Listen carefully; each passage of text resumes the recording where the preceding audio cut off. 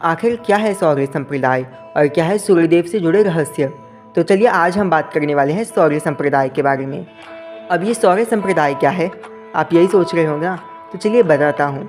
सौर्य संप्रदाय हमारे यहाँ पर प्रमुख 5 संप्रदाय बताए गए हैं जो कि आदिगुरु शंकराचार्य जी ने नियुक्त किए हैं, जिनमें से एक संप्रदाय है सौर्य संप्रदाय। ये संप्रदाय भगवान श्री सूर्यदेव को समर्पित है। प्रमुख 5 संप्रदाय हैं जैसे कि शाक्त, शैव, वैष्णव, गणपत्य और सौर्य। शैव संप्रदाय में भगवान सदाशिव की पूजा की जाती है। शाक्त संप्रदाय में देवी आदि पराशक्ति की पूजा की जाती है। गणपत्य संप्रदाय में भगवान श्री महागणेश की पूजा की जाती है। जिसके बाद बात करें तो वैष्णव संप्रदाय में भगवान विष्णु या फिर भगवान श्री कृष्ण की पूजा की जाती है। जिसके बाद आता है सौर्य संप्रदाय, यानी कि जिसके अंदर हम भगवान सूर्य नारायण की पूजा करते हैं। तो चलिए विदाउट वेस्टिंग अ टाइम शुरू करते हैं आज के वीडियो के लिए। सौर्य संप्रदाय में या फिर सूर्यदेव की पूजा में अत्यंत महत्व आता है मकर संक्रांति का, और इसीलिए आज के दिन हम ये वीडियो अपलोड कर रहे हैं। मकर संक्रांति का ये त्यौहार भगवान सूर्यदेव को समर्पित होता है। भगवान सूर्यदेव की जन्म की कथा की ओर बढ़ते हैं। प्रजापति दक्ष जो कि भगवान ब्रह्म के मानस संतान थे और उनकी कई पुत्रियां थी, जिनमें से 13 पुत्रियों का विवाह महर्षि कश्यप के साथ हुआ था, और यही 13 पुत्रियां आगे जाकर अलग अलग योनियों को जन्म देती हैं। यानी कि महर्षि कश्यप की एक पत्नी कद्रु जैसे नागों को जन्म देती है, देवी विनता जैसे पक्षियों को और पक्षीराज गरुड़ को जन्म देती है। जैसे महर्षि कश्यप की दूसरी पत्नी दिति दैत्यों को जन्म देती है, एक पत्नी असुरों को, तो एक पत्नी इंसानों को जन्म देती है, एक पत्नी अलग अलग पशु पक्षी और पौधों को जन्म देती हैं। इनकी सबसे प्रमुख और पहली पत्नी की बात की जाए तो वो है देव माता अदिति, और देवी अदिति ही भी देवताओं की जननी है, वह माता है। देवी अदिति और महर्षि कश्यप के पहले पुत्र के रूप में सूर्यदेव को देखा जाता है, और इसीलिए उनका नाम आदित्य है। देवी अदिति के पहले पुत्र आदित्य। और देवशिल्पी विश्वकर्मा की पुत्री देवी संध्या के साथ आदित्य यानी कि सूर्यदेव का विवाह होता है, जिनसे उन्हें 2 संतानों के बारे में पता चलता है। पहली देवी यमुना और दूसरे यमदेव, और उनकी दूसरी पत्नी जो कि थी देवी छाया यानी कि संध्या का ही दूसरा रूप। देवी छाया से उन्हें एक पुत्र शनिदेव के बारे में हमें पता चलता है। आज हम उनके परिवार की कथा की ओर हम नहीं बढ़ने वाले, आज हम सूर्यदेव की ओर बढ़ने वाले हैं, सूर्यदेव की कथा की ओर बढ़ने वाले हैं। सूर्यदेव ज्ञान का परम स्तोत्र है, परम कोश है और परम ब्रह्म का तत्व है। इसके बारे में हमें शाक्त संप्रदाय में भी पता चलता है, जहाँ पर देवी आदि पराशक्ति अपना प्रथम रूप देवी कूष्मांडा के रूप में जब आती हैं, तब देवी कूष्मांडा समस्त सृष्टि का निर्माण करती हैं। वो सबसे पहले ब्रह्मा विष्णु महेश को बनाती हैं, और ब्रह्मा विष्णु महेश के पश्चात वो देवी सरस्वती लक्ष्मी काली को बनाती हैं, और देवी कूष्मांडा आगे जाकर सूर्यदेव के गर्भगृह में निवास करती हैं, और इन्हीं से सूर्यदेव की शक्ति का स्तोत्र हमें पता चलता है। यही देवी कूष्मांडा सूर्यदेव के अंदर शक्ति के रूप में विराजमान है, और यही देवी कूष्मांडा अनंत ब्रह्मांड में अलग अलग चेतना शक्ति के रूप में विराजमान है। इन्हीं की वजह से जीवन सक्रिय हो पाता है। सूर्यदेव की अगर बात की जाए तो सूर्यदेव परम ब्रह्म का ही परम तत्व है, और उन्हीं की वजह से इस सृष्टि के ऊपर जीवन चल सकता है, और वही चैतन्य शक्ति है, वही चैतन्य की वो परम शक्ति है जो कि हम सभी के अंदर विद्यमान है। सूर्यदेव के प्रमुख 12 रूप बताए गए हैं, जो कि 12 आदित्य होते हैं, और कलयुग के अंत में इन्हीं 12 आदित्यों के रूप में 12 आदित्यों के नाम हम आपको स्क्रीन के ऊपर दिखा देंगे। इसके बाद हम बात करने वाले हैं सूर्यदेव और हनुमान जी के रहस्य के बारे में। हम सभी जानते हैं कि बचपन में हनुमान जी ने सूर्यदेव को अपने बाल हट में जाकर एक फल समझ लिया था और उन्हें निगलने जा पड़े थे। पर आखिर ये कथा हमें क्या दर्शाती है? जब हनुमान जी धरती पर थे, यानी कि हनुमान जी मूलाधार चक्र में स्थित कुंडलिनी शक्ति का प्रतीक हैं। इस कथा से हमें ये पता चलता है। इसके बाद जब हनुमान जी आकाश मार्ग से आगे बढ़ते हैं, यानी कि कुंडलिनी शक्ति जब मूलाधार चक्र से ऊपर बढ़ती है और वो सहस्त्रदल चक्र तक पहुंचती है, और सहस्त्रदल चक्र में परम ब्रह्म का तत्व होता है, वो परम ब्रह्म जो परम ज्ञान है। यही चीज़ हनुमान जी और सूर्यदेव हमें इस कथा से बताना चाहते हैं।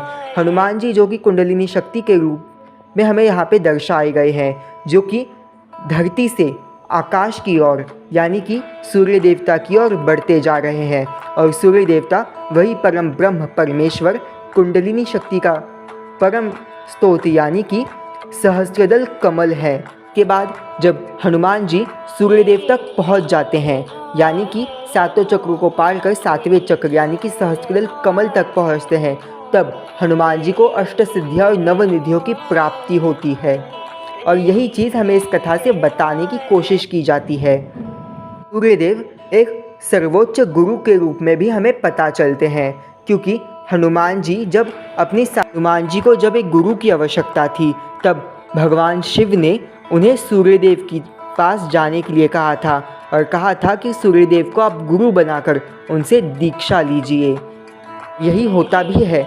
जब हनुमान जी सूर्यदेव के पास पहुंचते हैं, तब सूर्यदेव हनुमान जी को अष्ट सिद्धियों और नवनिधियों का ज्ञान देते हैं, जिसकी वजह से हनुमान जी कई सिद्धियां और रिद्धियों को प्राप्त कर पाते हैं।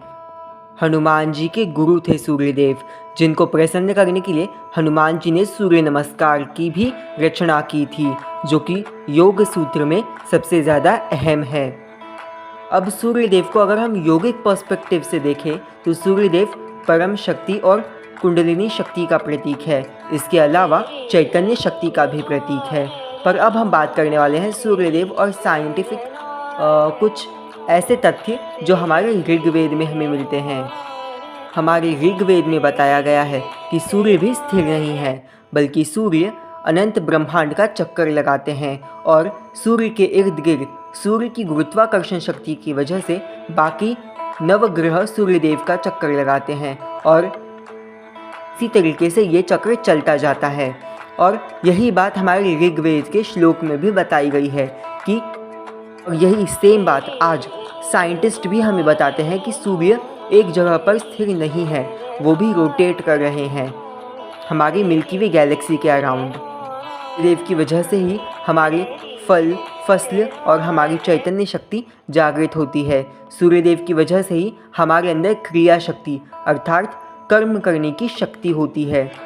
के बाद अगर हम बात करें सूर्यदेव और उनके रथ के 7 घोड़ों के बारे में, तो इसके बारे में भी हमें पता चलता है। सूर्यदेव के रथ के 7 घोड़े 7 अलग अलग रंगों को दर्शाते हैं, और चित्रों में भी हमें देखने को मिलता है कि सूर्यदेव के रथ के घोड़े 7 अलग अलग रंग के होते हैं।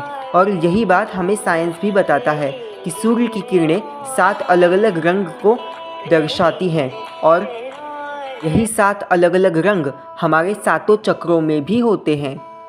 इसीलिए हमारे पूजन विधि में जब सूर्यदेव की पूजा होती है, तब हम सूर्यदेव को जल चढ़ाते हैं, और इस जल के द्वारा जो सूर्यदेव की किरणें बाहर पड़ती हैं, वो 7 अलग अलग रूपों में भेज दी जाती हैं, और इसी की वजह से वो 7 अलग अलग किरणें ठीक 7 चक्रों के ऊपर गिरती है, जिसकी वजह से हमें ऊर्जा शक्ति मिलती है। ये चीज़ साइंस ने भी प्रूफ की है कि ये चीज़ आज के वैज्ञानिक भी मानते हैं। देव की पूजा ना ही योगिक ना ही आध्यात्मिक बल्कि वैज्ञानिक रूप से भी अत्यंत महत्वपूर्ण है।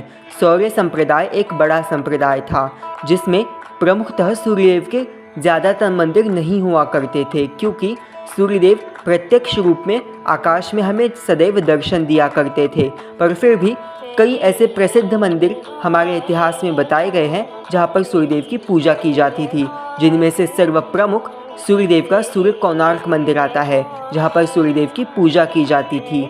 और मिलते हैं जिनमें से एक है मकर संक्रांति। इसके अलावा दिनचर्या में भी प्रतिदिन सूर्यदेव को जल चढ़ाने की हमें पूजन विधि बताई जाती है। और इसके अलावा अगर हम बात करें तो सूर्यदेव क्रांति मनाई जाती है। मकर संक्रांति एक पावन पर्व है और इस पर्व पर मोक्ष के द्वार खुले होते हैं की वजह से अगर महाभारत काल में देखा जाए तो पितामह भीष्म में भी पूरा युद्ध खत्म होने के बावजूद भी मकर संक्रांति तक इंतज़ार किया अपने देह त्याग करने का, और मकर संक्रांति के दिन अपने देह का त्याग किया था।